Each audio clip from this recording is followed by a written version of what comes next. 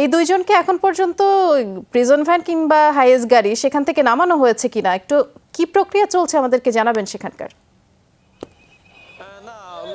বৃষ্টি, এখন পর্যন্ত তাদেরকে নামানো হয়নি। যে গাড়িতে করে তাদেরকে নিয়ে আসা হয়েছে সেই গাড়িটি কিন্তু এই মুহূর্তে সিএমএম কোর্টের যে হাজতখানা, সেই হাজতখানার ভেতরে রাখা হয়েছে এবং সেই হাজতখানার ভেতরে আপনারা দেখতে পাচ্ছেন যে প্রধান যে ফটকটি রয়েছে, গেটটি রয়েছে, সেই গেটটি এই মুহূর্তে বন্ধ করে দেওয়া হয়েছে এবং ভেতরে তাদের দুজনকে বহনকারী যে গাড়িটি, সেই গাড়িটা হাজতখানার ভেতরে রাখা হয়েছে এবং আইন শৃঙ্খলা রক্ষাকারী বাহিনীর সদস্যরা আপনি দেখতে পাচ্ছেন যে কঠোর নিরাপত্তার বলয় তৈরি করেছে। কারণ তাদের দুজনের প্রতি সাধারণ মানুষের এক ধরনের ক্ষোভ তৈরি হয়েছে, সাধারণ মানুষের ক্ষোভ তৈরি হয়েছে, আইনজীবীদের ক্ষোভ তৈরি হয়েছে।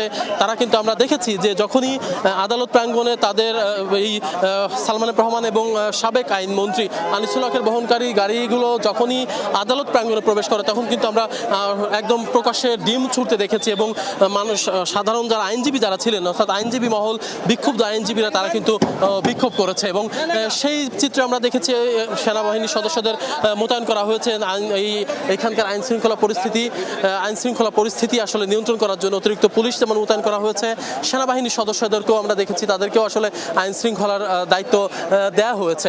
তো এখন পর্যন্ত আমরা যেমনটি জানি যে হাজতখানার ভেতরে তাদের দুজনকে রাখা হয়েছে। হয়তো কিছুক্ষণের মধ্যে হাজতখানার ভেতর থেকে তাদেরকে বের করা হবে এবং বের করে তাদেরকে এজলাসে তোলা হবে। অর্থাৎ এজলাসে তোলার পরেই কিন্তু সেখানে তাদের এই যে মামলায় তাদেরকে রিমান্ডের আবেদন করা হয়েছে 10 দিনে, সেই রিমান্ডের শুনানি হবে। শুনানি হওয়ার পরে যদি তাদেরকে আবার রিমান্ড মঞ্জুর করেন আদালত, তাহলে তাদের দুজনকে আবারও জিজ্ঞাসাবাদের জন্য আবারও ডিবি হেফাজতে নেওয়া হবে, অর্থাৎ মিন্টো রোডের সেই ডিবি কার্যালয়ে আবারও তাদেরকে নেওয়া হবে। দর্শক, একটু জানাতে চাই, গতকাল আনিসুল হক এবং সালমান এফ রহমান দুজনকেই গতকাল সন্ধ্যায় গ্রেপ্তার করা হয়েছিল সদরঘাট থেকে। অর্থাৎ পুলিশের গোয়েন্দা সূত্র বলছে যে তারা নৌপথে ছদ্মবেশ ধারণ করে, অর্থাৎ লুঙ্গি পরে, দাড়ি শেভ করে, ক্লিন শেভ করে, ছদ্মবেশ ধারণ করে তারা চেষ্টা করেছিল যে নৌপথে কোনোভাবে পালিয়ে যেতে পারে কিনা, সেই চেষ্টাই কিন্তু তারা করেছিল এবং সেই চেষ্টা কিন্তু তারা আসলে সফল হতে পারেনি। সেই চেষ্টায় তারা কিন্তু সফল হতে পারেনি। তারা দুজনে কিন্তু পুলিশের জালে ধরা পড়েছে।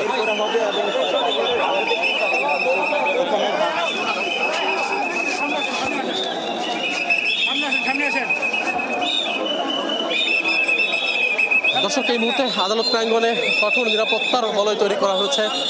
সেই নিরাপত্তা জনিত কারণে আমাদেরকে আসলে হাজতখানার সামনেও থাকতে দেওয়া হচ্ছে না, কারণ অসংখ্য মানুষ সালমান এফ রহমান এবং আনিসুল হককে আনা হয়েছে।